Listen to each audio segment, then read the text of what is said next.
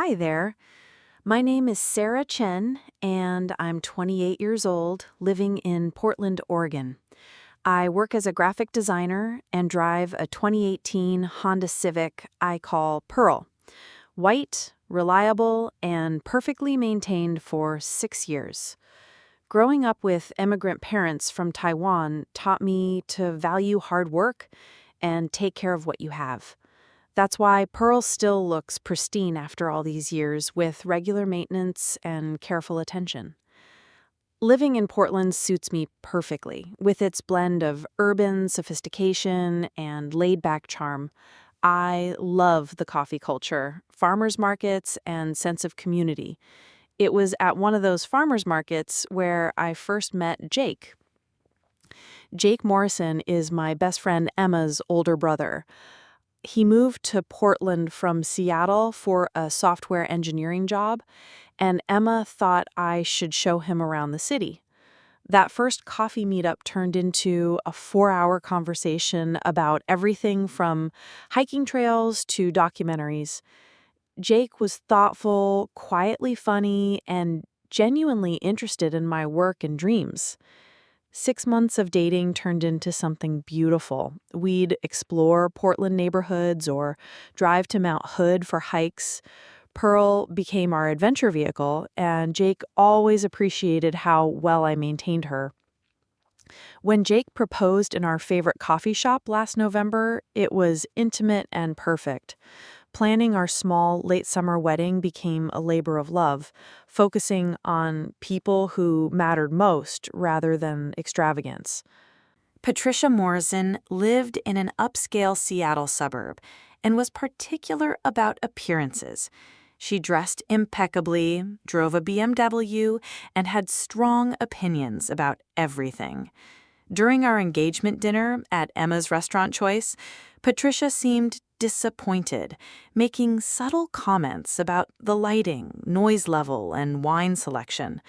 As wedding planning progressed, she became increasingly involved despite our agreement to handle things ourselves. Every suggestion carried the same message. Our plans weren't good enough.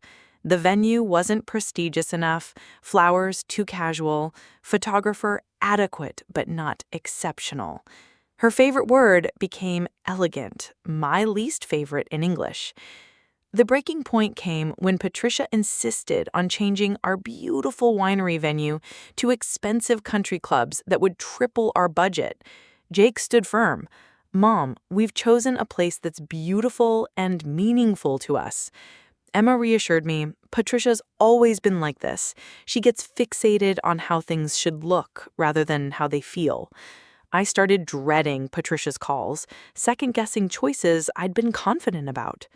2 months before our wedding, Jake and I were having dinner at my apartment when the topic of transportation came up.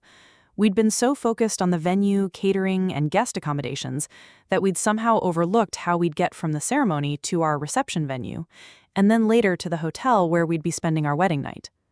"I can't believe we forgot about this," Jake laughed, shaking his head. "I guess we could just take an Uber, but that seems a bit anticlimactic for our wedding day." I looked out the window at Pearl, sitting in her usual parking spot under the streetlight. The idea came to me suddenly, and it felt perfect. What if we decorated Pearl and used her as our getaway car? Jake's face lit up. "Really? You'd want to do that?"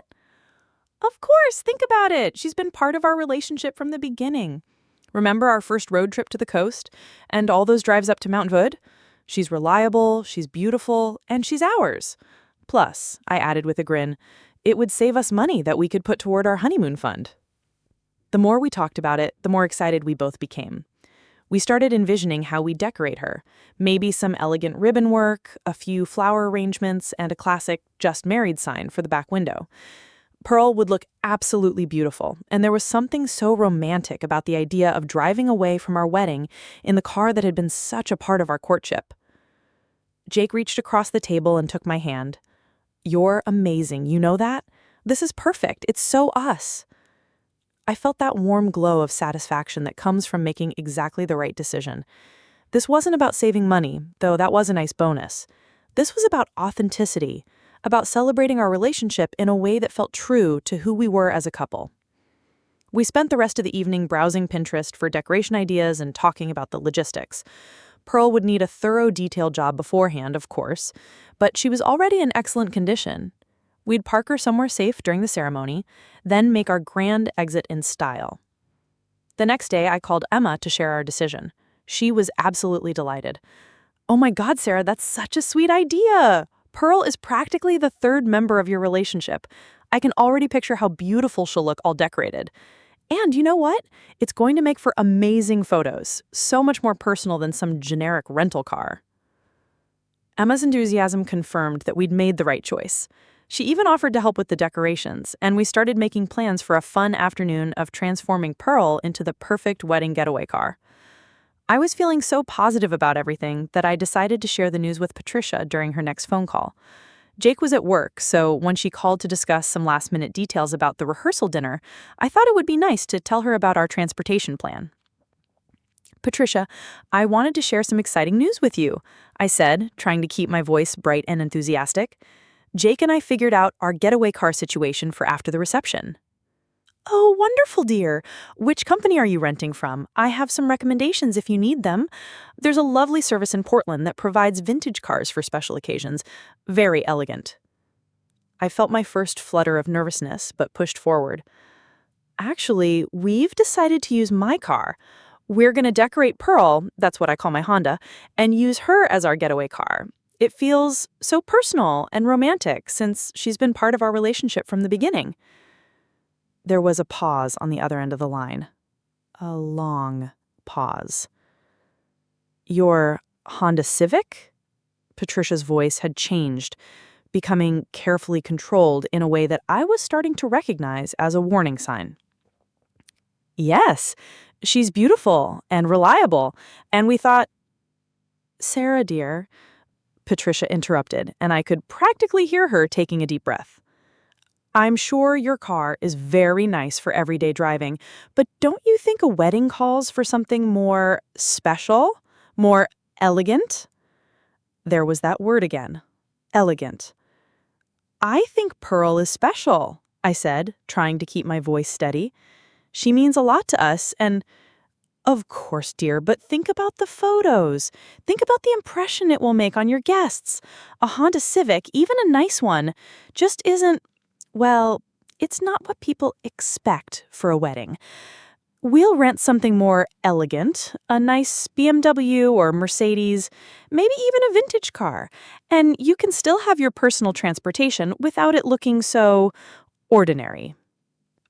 The word ordinary hit me like a slap. After I hung up, I sat in my living room looking out at Pearl and feeling a mixture of hurt, anger, and doubt that I hated experiencing. The next morning, I woke up with a clarity that surprised me. While brushing my teeth, I caught sight of myself in the bathroom mirror and realized something important. I looked tired, stressed, and frankly, not like myself. I'd been so focused on trying to please Patricia and avoid conflict that I'd lost sight of what actually mattered. This was my wedding, mine and Jake's, not Patricia's. I made myself a cup of coffee and sat down at my kitchen table with a notebook. At the top of the page, I wrote, "Why Pearl Matters," and started making a list. She was the car I drove to meet Jake for our first coffee date. We'd taken our first road trip together in Pearl, discovering that tiny coastal town where we both fell in love with the ocean view. Jake had told me he loved me for the first time during a drive to Mount Hood in Pearl. We'd driven to pick out my engagement ring in Pearl, singing along to our favorite playlist. She represented everything I valued: reliability, taking care of what you have, being practical and responsible. By the time I finished the list, I felt like myself again. Pearl wasn't just a car. She was a symbol of our relationship and our values. And if Patricia couldn't see that, well, that was her loss. When Jake called during his lunch break, I was ready. "How are you feeling about everything?" he asked, and I could hear the concern in his voice. "I'm feeling good, actually. Jake, I want to use Pearl for our wedding. Not because we're trying to save money, not because we can't afford something fancier, but because she's meaningful to us. She's part of our story. There was a pause, and then Jake's voice came through the phone, stronger and more confident than I'd heard it in weeks. You're absolutely right, and I'm sorry I didn't say that more clearly yesterday. Pearl is perfect for our wedding. What about your mom? What about her? Sarah, this is our wedding.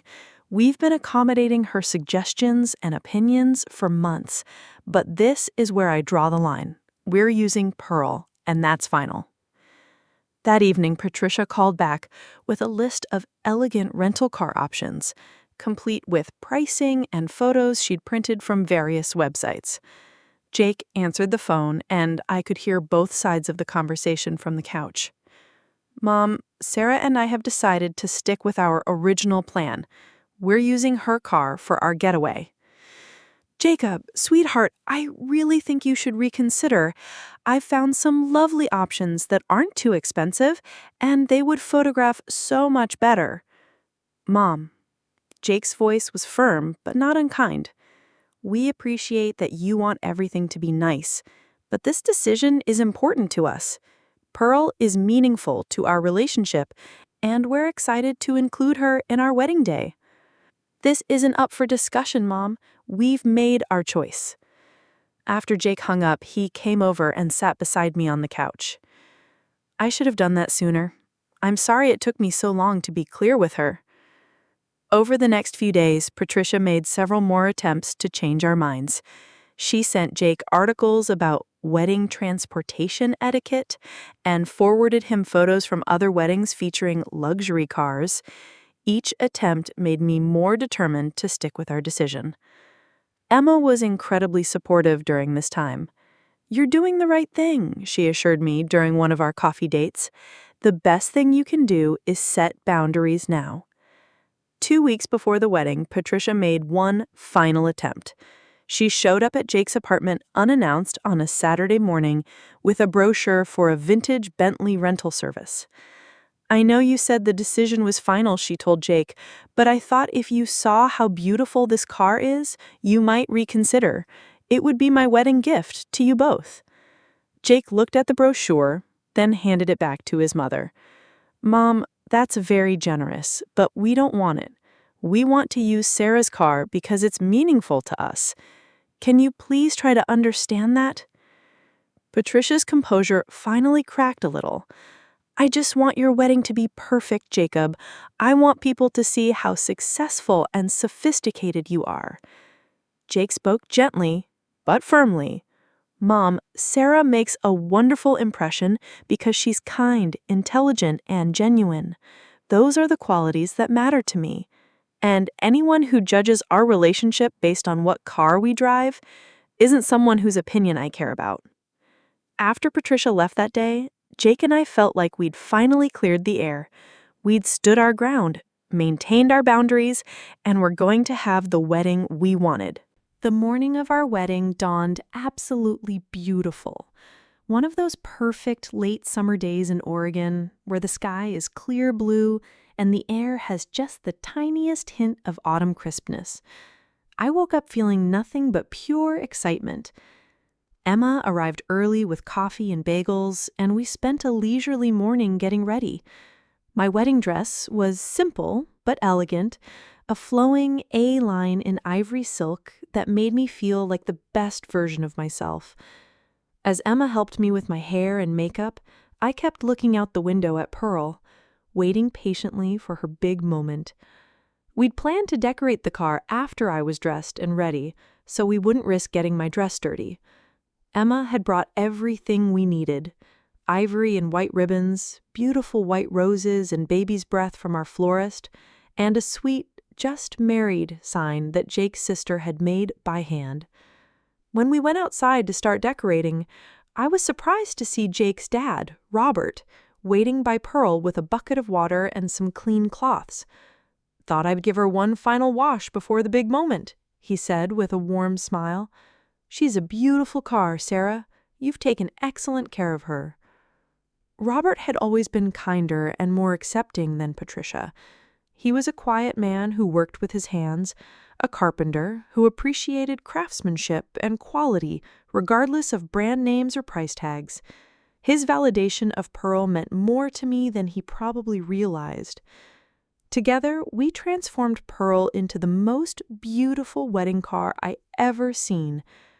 Emma had a real talent for arranging flowers, and she created gorgeous cascades of white roses that flowed along Pearl's sides without covering her beautiful lines. The ribbons were tied in perfect bows on the door handles and rearview mirrors, and the "Just Married" sign looked charming in the back window. When we stepped back to admire our work, Pearl looked absolutely stunning. She was elegant in the truest sense of the word, graceful, refined, and perfectly suited to the occasion. The ceremony itself was everything Jake and I had dreamed of. Our intimate group of family and friends gathered in the vineyard as the afternoon light filtered through the grape leaves. Jake looked incredibly handsome in his navy suit, and when I walked down the aisle with my father, his face lit up in a way that made my heart skip. Our vows were personal and heartfelt. Jake spoke about how I'd shown him that the most beautiful things in life were often the simplest, and how I taught him that authenticity was more valuable than any luxury. I talked about how he'd supported my dreams and respected my values from the very beginning. The reception was held in the vineyard's rustic but charming tasting room. The food was delicious, the wine flowed freely, and our small group of loved ones celebrated with genuine joy.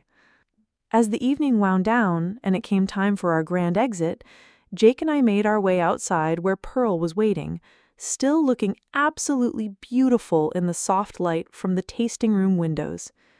Our guests gathered around with sparklers, and Emma had arranged for our photographer to capture the moment. As Jake opened the passenger door for me, I heard several people commenting on how lovely Pearl looked and how perfect this was for us. "This is so much better than some generic limo," said Jake's college roommate. "It's so personal and sweet." But the moment that really mattered came just as Jake and I were getting into Pearl. Patricia approached us, and for a moment I braced myself for one final criticism. Instead, she reached out and touched my hand gently. "Sarah, you look absolutely radiant. And your car, she's lovely. I can see why this matters to you both." I felt tears spring to my eyes. "Thank you, Patricia. That means so much to me." She nodded, then turned to Jake. "Drive carefully, sweetheart. And I'm proud of you, both of you." As we drove away from our reception with sparklers lighting up the night behind us, Jake reached over and took my hand. "How do you feel, Mrs. Morrison?" I said perfect, and I meant it. Absolutely perfect. 6 months later, as I write this story, Jake and I are settled into married life in a cozy house we bought in southeast Portland. Pearl sits in our driveway, still reliable as ever, and she's accumulated a few more memories since our wedding day, including a memorable road trip to Yellowstone for our delayed honeymoon and countless weekend adventures. Our relationship with Patricia has evolved in ways I didn't expect. The conversation we had on our wedding day seemed to open something up between us, and while we'll probably never see eye to eye on everything, there's a mutual respect now that wasn't there before. A few weeks after the wedding, she called to thank me for the thank you note I'd sent. During that conversation, she said something that surprised me. "Sarah, I owe you an apology. I got so caught up in wanting everything to look perfect that I forgot the most important thing was that it feel perfect to you and Jake." That admission meant more to me than she probably realized. Patricia is still Patricia, and she still has strong opinions about everything from home decor to vacation destinations. But there's an acknowledgement now that different people can have different definitions of what's beautiful or appropriate. Jake and I have learned to set boundaries while still maintaining family relationships. When Patricia suggests that we need a more sophisticated couch for our living room, or hence that we should consider a more prestigious neighborhood, we listen politely and then do exactly what feels right for us. But the real lesson I learned from this whole experience goes much deeper than family dynamics or wedding planning. It's about the difference between elegance and pretension, between sophistication and authenticity. True elegance, I've come to believe, isn't about having the most expensive things or making the biggest impression. It's about knowing what matters to you, making choices that align with your values, and carrying yourself with confidence in those decisions. Pearl taught me that something can be both practical and beautiful, both affordable and meaningful. She showed me that taking care of what you have is more admirable than constantly reaching for something newer or fancier, and she proved that authenticity will always trump appearances in the long run. Our wedding photos are everything I hoped they would be, full of genuine joy and love. Pearl looks absolutely stunning in every shot, decorated with flowers and ribbons, but still unmistakably herself. When I look at those pictures, I don't see a Honda Civic that wasn't fancy enough. I see the car that brought Jake and me together, that carried us on countless adventures, and that took us away from our wedding as husband and wife. Jake framed one of the photos of us getting into Pearl after the ceremony, and it sits on his desk at work. His coworkers always comment on how happy we look in that picture, and several have asked about our unique and personal choice. The word they use most often isn't elegant or sophisticated, it's real. These days, when younger friends ask me for wedding advice, I always tell them the same thing. Make choices that feel true to who you are as a couple, not choices designed to impress other people or meet someone else's expectations. The people who matter will understand and appreciate your authenticity. Pearl is getting older now, and someday we'll probably need to replace her. When that time comes, we'll choose carefully, looking for reliability and value rather than prestige or status. And whatever car we end up with, I know it will become part of our story in the same way Pearl has been. We're talking about starting a family soon, and I can already picture Pearl loaded up with car seats and diaper bags, taking us on family road trips and teaching our children the same lessons she taught us about taking care of what you have and finding beauty in the everyday. And when our kids ask someday why we chose Pearl for our wedding instead of some fancy rental car, I'll tell them the same thing I'd tell anyone. Because she was perfect for us, exactly as she was. And that's the most elegant reason of all. Do you enjoy stories with emotion and twists? Then like, subscribe, and activate the bell. Here, every word touches you.